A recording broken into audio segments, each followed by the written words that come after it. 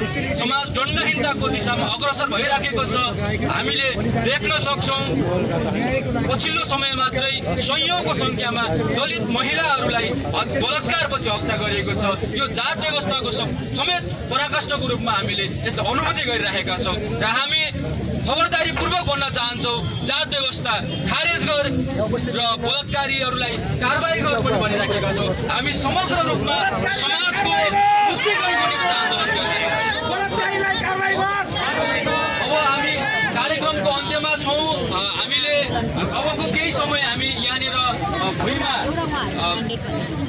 बस्नेछौँ र त्यसपछि हाम्रो सबै कार्यक्रमहरू अन्त्य हुने घोषणा गर्छौँ र यदि यो प्रतिवेदन सार्वजनिक हुने दिशामा गएन भने थप सङ्घर्षका कार्यक्रमहरू घोषणा गर्दै त्यसको छलफलमा हामी निरन्तर लागिरहेका छौँ। अबको क्रममा भने हामी यहाँ भुइँमा बसेर केही समय आफ्ना कार्यक्रमको बाँकी कार्यक्रमहरू सम्पन्न गर्छौँ।